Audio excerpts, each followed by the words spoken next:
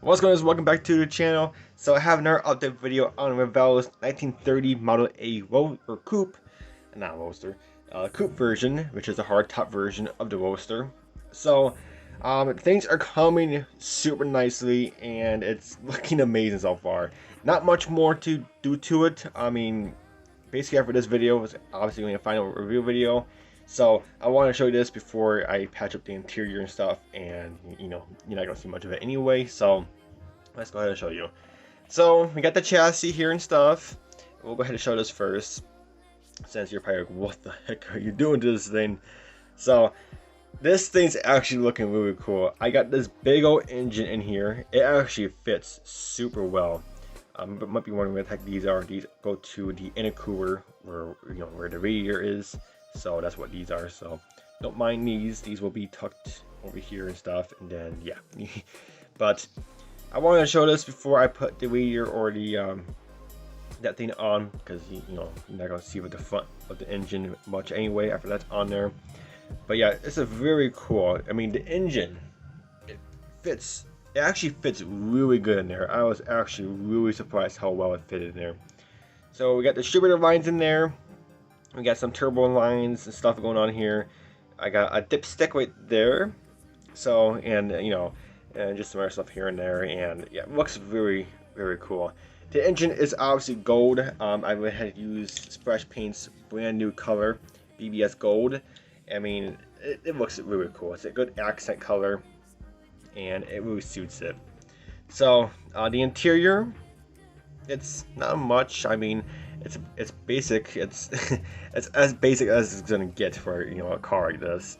I did use the bench seat from the 29 Model A Roadster kit because I didn't really want to use the bucket seat type deal. So I wanted to use a bench seat and paint it black, and if it's perfect in there, just glue it in there and it looks amazing.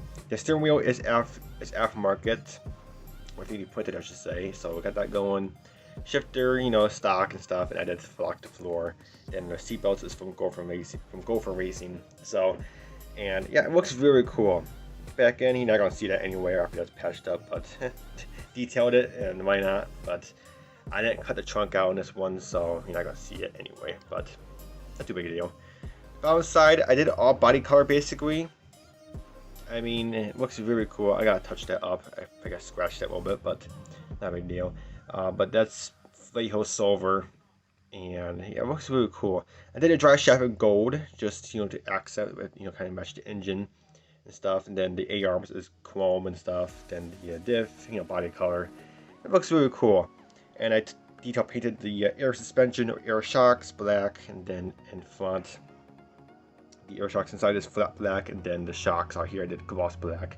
So it looks really cool. I mean, I'm really digging it. I'm just so surprised how that engine went in there. I mean, it fits like a snug, like a bug in a rug. I mean, it fits in there perfect. So, let me bring this back out. As you can see where the turbos are. The turbos are exactly where the headlights are. So, I did decide I'm not going to use the headlights. Because, this is a crazy, 1200 horsepower 30 Ford. I mean, you're not going to be driving this at night. So, I'm not going to worry about the headlights. So, what I did is, I just painted these not too long ago, but I got these air filters that I'm going to put on to the turbos, and it's going to stick out like so. And these are going to replace the headlights basically. So, I'm not going to be putting on any headlights on this because, like I said, it's a crazy modded, crazy build. You're not gonna be driving this at night. I mean, there's kind of no point driving this at night. But there will be tail lights. Obviously, it needs to have brake lights. So it's mandatory and it's DOT required. But headlights, you don't really have to, as long as you're not driving at nighttime. So, but that's pretty much about it. So yes, we'll be using the air filters instead of the headlights, and I think these will look pretty cool. I got to do a little black wash in there, and these are painted in Tamiya color. It's, let me see if I find the color. Right here. Medium blue. Looks really cool. It's pretty similar to the body color, but a little bit lighter. Or, yeah, lighter, and it's flat, obviously. So, it looks pretty cool. And I'll do a black wash in there once I put it in or hook up to the turbos and stuff, and then we'll get black washed. So very neat.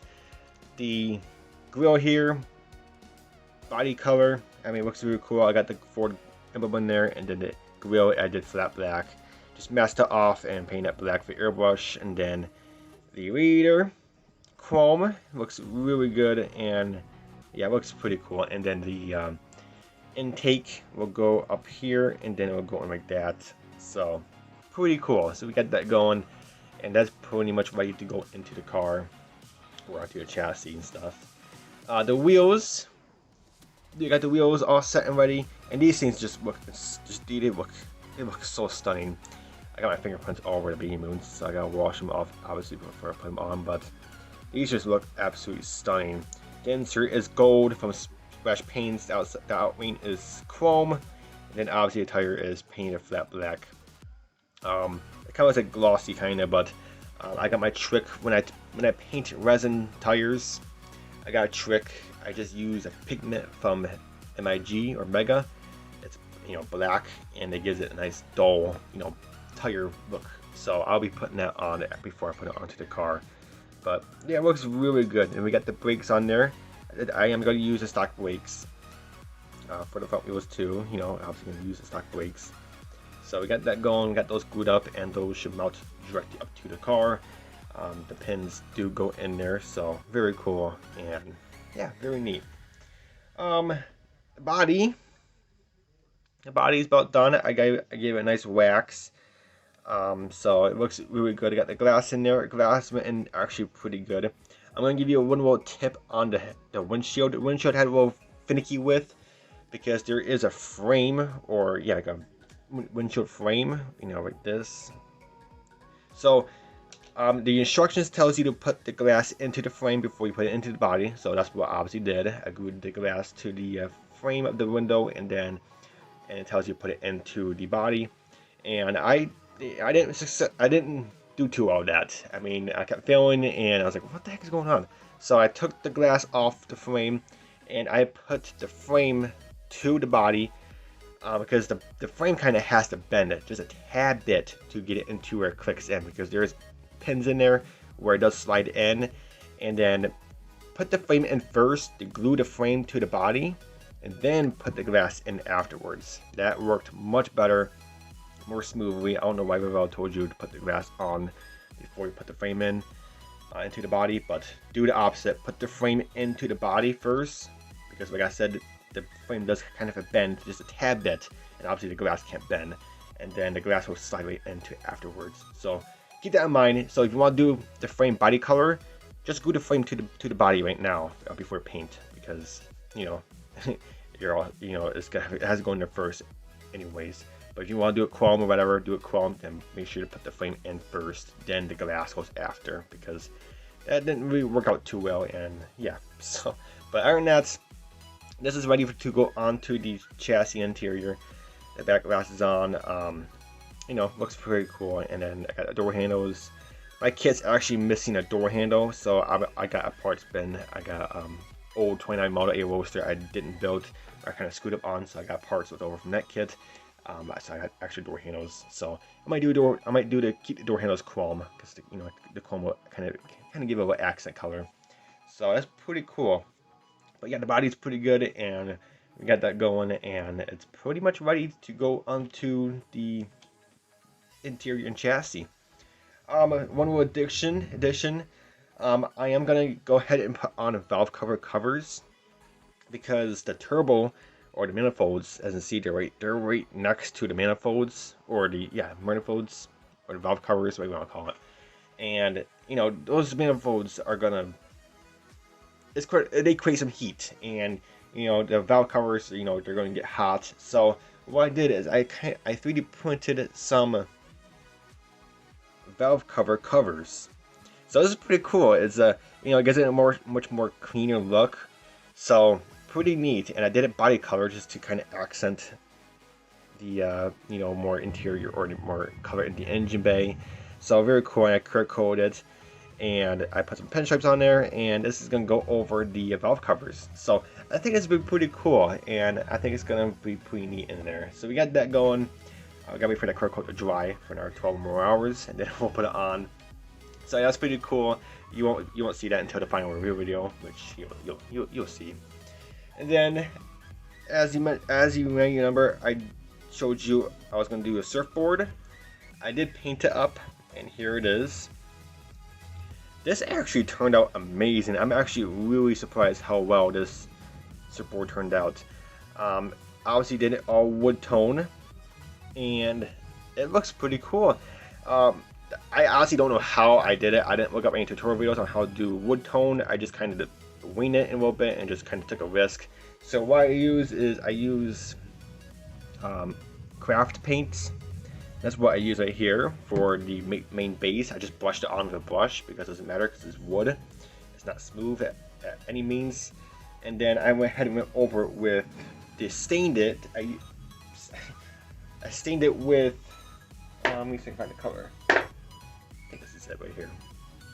With a flail, like a brown.